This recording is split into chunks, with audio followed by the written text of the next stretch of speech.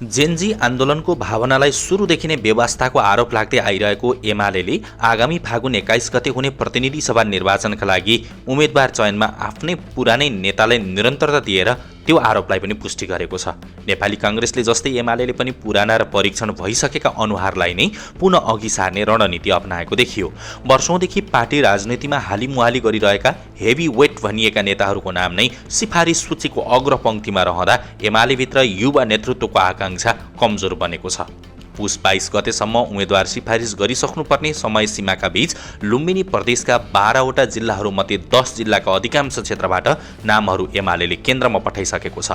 प्रदेशका 26वटा निर्वाचन क्षेत्रमध्ये अधिकांशमा प्रभावशाली नेताहरूको एकल दाबी पेश भएको छ भने केहीमा रोचक प्रतिस्पर्धा पनि देखिएको छ। विष्णु पौडेल 3 क्षेत्रबाट सिफारिस, गृह जिल्लामा एकलौटी। लुम्बिनीको राजनीतिमा सधैँ केन्द्रबिन्दुमा रहने एमाले उपाध्यक्ष विष्णु पौडेल यसपटक पनि चर्चाको शिखरमा छन्। उनलाई पार्टीले रूपन्देही क्षेत्र नम्बर 2बाट सर्वसम्मत र एकल उम्मेद्वारका रूपमा अगाडि सारेको छ। रोचक कुरा त के छ भने पौडेलको नाम रूपन्देही 2मा मात्र सीमित छैन, उनलाई पाल्पा क्षेत्र नम्बर 2 र रूपन्देही क्षेत्र नम्बर 3बाट समेत उम्मेद्वारका रूपमा सिफारिस गरिएको छ। पौडेलको संसदीय यात्रा लामो र उतार चढावपूर्ण छ। 2051 सालको मध्यावधि निर्वाचनमा पाल्पाबाट विजय यात्रा सुरु गरेका उनी पहिलो र दोस्रो संविधान सभामा रूपन्देही 4बाट सांसद भए। संघीय संरचनापछि 2074 र 2079 को निर्वाचनमा रूपन्देही 2बाट लगातार जित निकालेका पौडेल यसपटक पनि सोही क्षेत्रबाट सुरक्षित महसुस गरिरहेका छन्। यद्यपि 2056 सालमा रूपन्देही 3मा काङ्ग्रेसका सूर्य प्रसाद प्रधानसँग 600 मतान्तरले बेहोरेको पराजय बाहेक उनी सधैँ विजेताका रूपमा रहँदै आएका छन्। महासचिव पोखरेललाई कमब्याकको चुनौती। पार्टीका वैचारिक थिङ्क ट्याङ्क मानिने महासचिव शङ्कर पोखरेल दाङ निर्वाचन क्षेत्र नम्बर 2बाट एकल सिफारिसमा परेका छन्। 2079 को निर्वाचनमा माओवादी केन्द्रकी रेखा शर्मासँगको पराजयको बदला लिन पोखरेल यसपटक पूर्ण तयारीका साथ मैदानमा उत्रने सङ्केत देखिएको छ। पोखरेलको संसदीय इतिहास मिश्रित छ। 2051 सालमा विजयी भएका उनी 2056 र 2070 मा पराजित भएका थिए।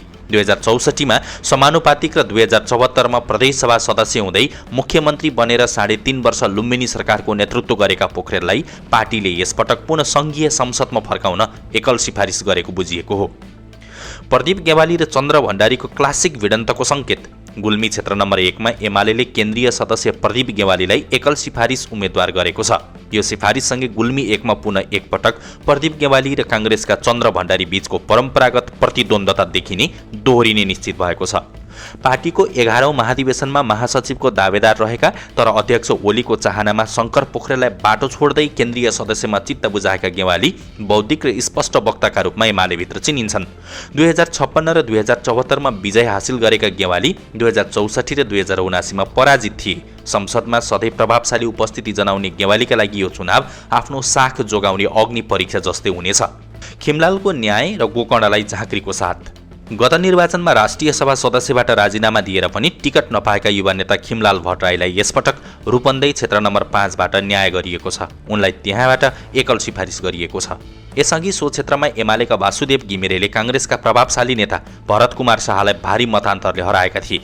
तर यसपटक घिमिरेलाई रूपन्देही 3मा सारिएको छ भने भट्टराईका लागि 5 नम्बर क्षेत्र खाली गरिदिएको छ एमालेले। उता गुल्मी क्षेत्र नम्बर 2मा विकास प्रेमी नेताका रूपमा स्थापित भएका गोकर्ण विष्टको नाम सिफारिस हुँदा रामकुमारी झाँक्रीको नाम पनि सोही क्षेत्रबाट सिफारिस हुनलाई अर्थपूर्ण रूपमा हेरिएको छ। गत निर्वाचनमा विष्टसँगै पराजित भएकी झाँक्री अहिले एमालेमा फर्किएकी छन्।